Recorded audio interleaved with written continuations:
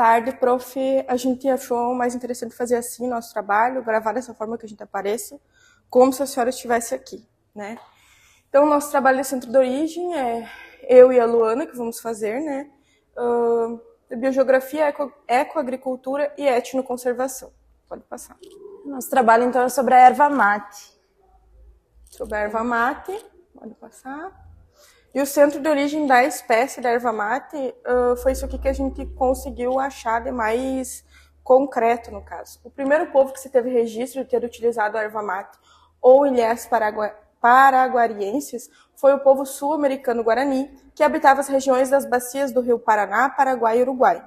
Esse costume foi difundido com os colonizadores espanhóis no século XVI. A extração da erva mate se tornou a principal atividade econômica na província del Guariá, território hoje que abrange o estado do Paraná, onde situava cidades espanholas das reduções jesuíticas. Então, a erva mate foi, no caso, um produto, né, uma espécie trazida como costume para nós dos índios para a atualidade, né?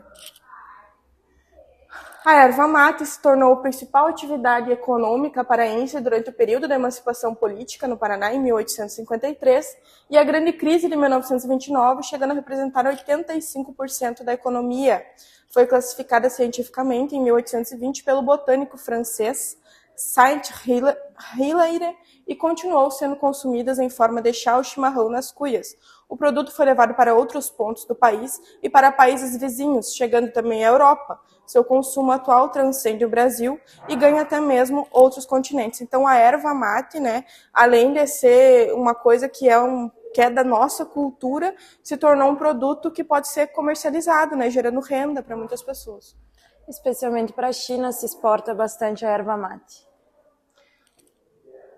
As características agronômicas das populações originais. A erva mate ocorre naturalmente nos estados do Paraná, Santa Catarina e Rio Grande do Sul. Possui copa densa, perennifólia e seu tronco possui um valor médio de diâmetro que fica entre 30 a 40 centímetros. Sua folha é simples e de margem crenada, que mede de 8 a 10 centímetros de comprimento a 3 a 5 centímetros de largura. É originária da Mata Atlântica e pode ser encontrada nos 3 estados do sul do Brasil e no norte da Argentina, Paraguai e Uruguai.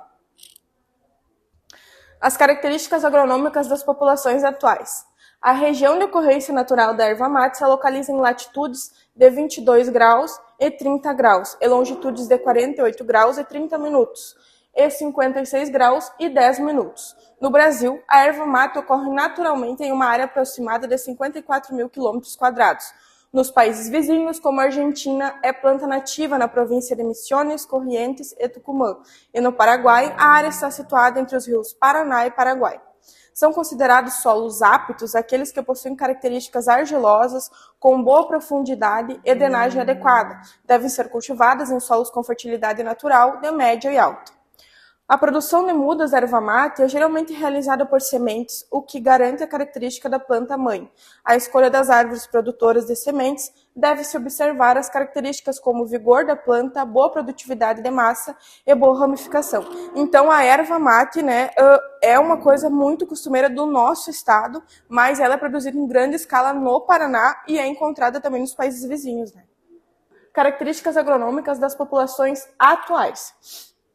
Para o plantio ter êxito, deve-se escolher corretamente a área para o plantio, escolher criteriosamente as mudas que serão utilizadas, preparar adequadamente o solo, escolher o espaçamento conforme o sistema de plantio, puro ou em sistemas agroflorestais, realiza o plantio em períodos que as temperaturas não sejam extremas e também que haja disponibilidade de água suficiente para o seu desenvolvimento e após o plantio, as mudas devem ser protegidas do sol. O espaçamento entre as plantas é determinado de acordo com o tamanho da área, sistema de produção a ser adotado e disponibilidade de recursos do produtor em sistemas de plantio direto ou solteiro. Pode ser utilizada de 3,5 por 1,5 centímetros e em sistemas agroflorestais 4,5 por 1,5 centímetros.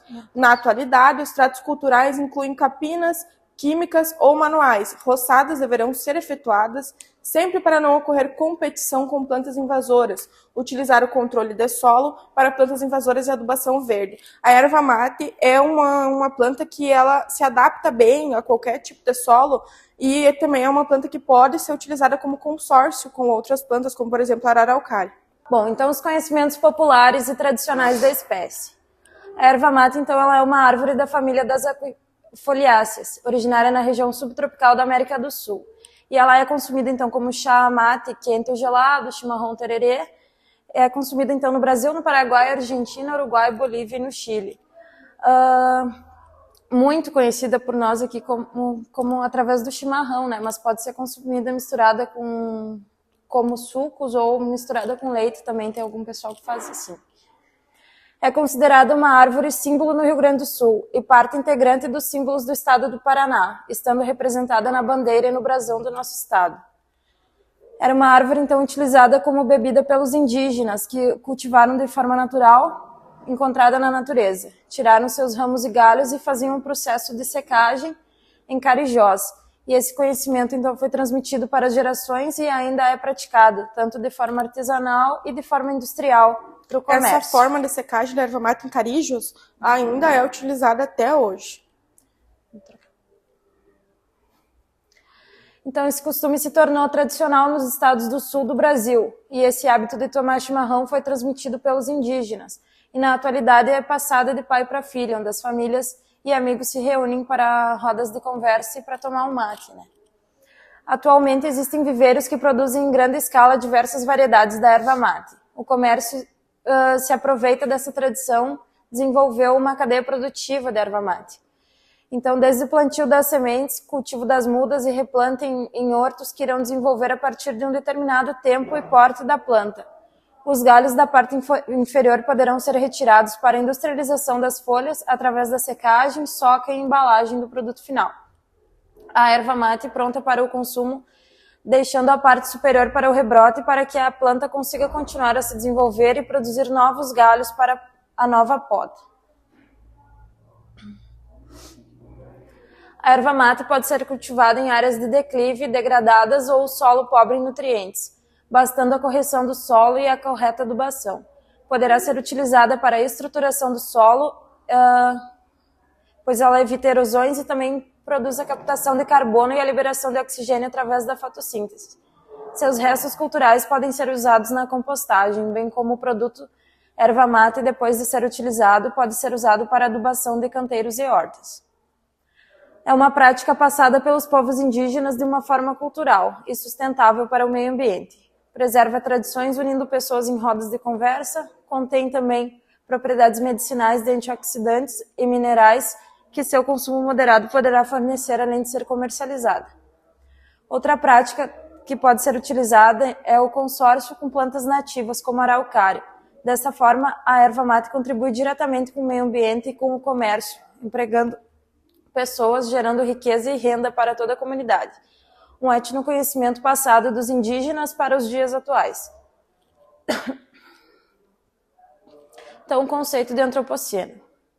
O antropoceno, então, ele trata-se de uma nova época geológica moldada pela humanidade e que está em andamento. Assim é definido o conceito, né? Essa hipótese científica se baseia, então, na suposição de que, tal como o clima, a biodiversidade, os mares, os oceanos e a própria Terra, as pessoas também se tornaram um fator no sistema global. Os impactos do antropoceno, então, na distribuição da espécie. A erva mate era encontrada de uma forma natural, distribuída nas matas, em um sistema agroflorestal. E hoje em dia ela é cultivada em viveiros e transplantada para áreas específicas, onde só a espécie predomina. Então, antes a gente tinha a erva mate espalhada de maneira nativa e natural por aí, e agora a gente cultiva em viveiros e coloca em lugares específicos, então onde só tem a espécie predominante. Mesmo que a cultura cause impactos mínimos no meio ambiente, ela modifica as paisagens naturais, modificando declives e drenagem de solo. Elas podem modificar microclimas nas áreas cultivadas, podem modificar também a biodiversidade de plantas e de animais e podem criar novos microecossistemas. Então, seria basicamente isso, prof. Obrigada pela atenção. A gente espera que tenha ficado bem explicativo. É isso.